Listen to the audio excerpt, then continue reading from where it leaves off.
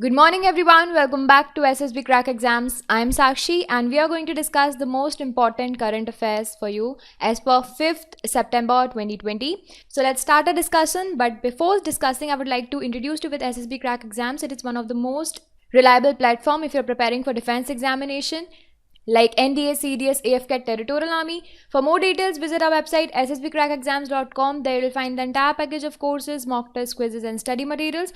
Do not forget to subscribe to our YouTube channel and follow us on our social media platforms. And you can also download a mobile app, SSB Crack Exams, from Google Play Store. There you will find complete free mock test provided by us for your NDA examination, which is very new. So go to the Google Play Store, download mobile app, start preparing for exam, give the free mock test and prepare well. Now let's start our session. So first of all, I would like to give you the answer for the question of the day that I asked you in the yesterday's session. So the question for you was, highlight the key features of Dam Rehabilitation and Improvement Project. What is the name of the project? Dam Rehabilitation and Improvement Project. So it is a state sector scheme. Okay, it is also known as DRIP. It is known as DRIP and it is a state sector scheme with central component as well, and this is to improve the safety and operational performances of selected dam. This is for the safety and operational performances of the selected dams. The project was launched in the year 2012 and it was launched by Central Water Commission CWC, which comes under the Ministry of Water Resources, River Development and Ganga Rejuvenation. And this project is also assisted by the World Bank. Okay, so it is assisted by World Bank, developed by Central Water Commission under the Ministry of Water Resources. So originally project was for the rehabilitation and improvement of 223 dams projects for 4 states like Kerala, Madhya Pradesh, Orissa and Tamil Nadu. But now DRIP covers rehabilitation of the large dam project which are located around the 7 states, and these states include Jharkhand, Karnataka, Kerala, Madhya Pradesh, Odisha, Tamil Nadu and Uttarakhand. So what are the objectives of DRIP? So the threefold objectives are rehabilitation and improvement of the dams, first of all. Second, dam safety institutional strengthening. And third, project management. So these are the objective of this particular project. Now let's start our day with the first important article that we have today relating to the current affairs. First of all, G20 summit happened. G20 foreign ministers meet happened. Okay. And this was hosted by Saudi Arabia. As you know, this year the presidency of the G20 is at Saudi Arabia. So Saudi Arabia is the country which hosted this particular meet. So the focus in the meet was on the cross-border movement amid the COVID-19 pandemic. So the meet focused on cross-border movement amid the COVID-19 pandemic. So if you're following the current affairs very properly, you should know that in the month of July, finance minister and governors of central banks, a meeting was held for the G20 finance minister and governors of central bank already, and they came up with G20 action plan. Right? And they came up with a G20 action plan to deal with the pandemic. Now it is the foreign ministers meet. So under this particular meet, India proposed development of voluntary G20 principles on coordinated cross-border movement of people. And this particular proposal had 3 elements. And these 3 elements are standardization of quarantine procedures, standardization of testing procedures and universal acceptability of test results, and standardization of movement and transit protocols. These are the 3 elements of the India's proposal. So let's revise what is G20. G20 is an informal group. It consists of 19 countries plus EU, European Union, and it also has the representatives from the Monetary Fund, International Monetary Fund, IMF and World Bank.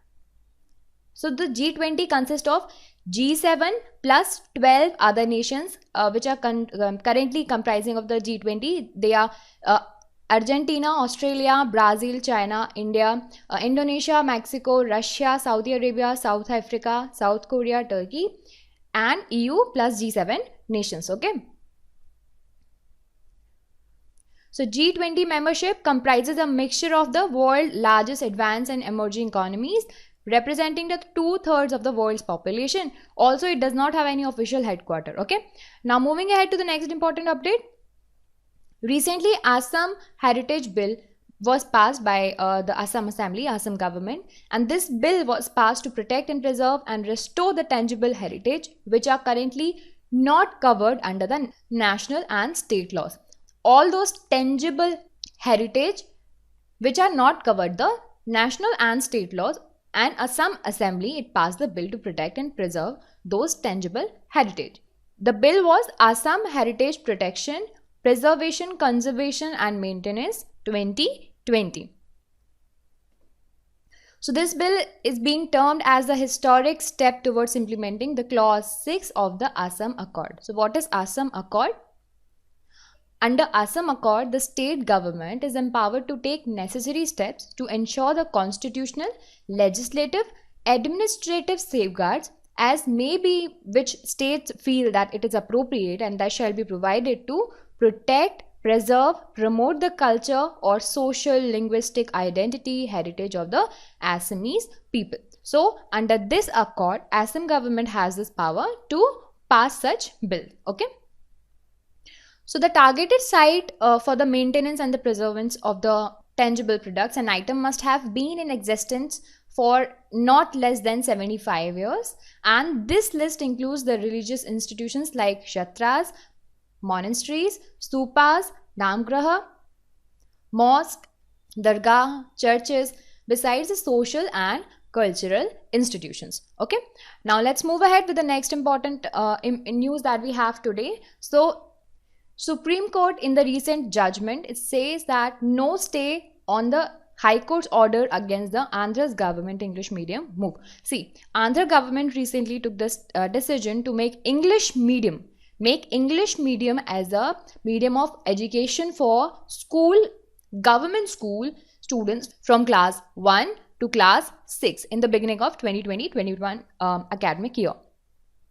And the High Court, it ordered to strike down the decision by the government, but Supreme Court has refused to stay Andhra Pradesh High Court's order to strike down that decision. And now Supreme Court quoted that the Section 29 of RTE, Right to Education Act 2009, and under Section 29, according to the section, the medium of instruction should be the child's mother tongue. So what are the legal provisions?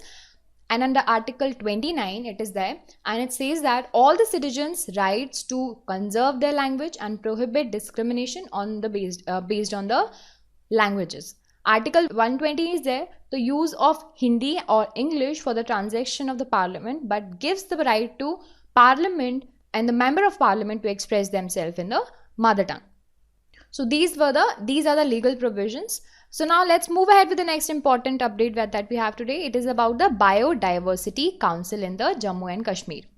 So in Jammu and Kashmir, the government is about to recently set up 10-member Biodiversity Council. They are about to set up Biodiversity Council, which will be consisting of 10 members. The council will maintain a people's biodiversity register, okay, with the help of the representative from the local government governance bodies. And this particular council, it will function in the consultation with the National Biodiversity Authority, right, as per the order issued by the General Administration Department.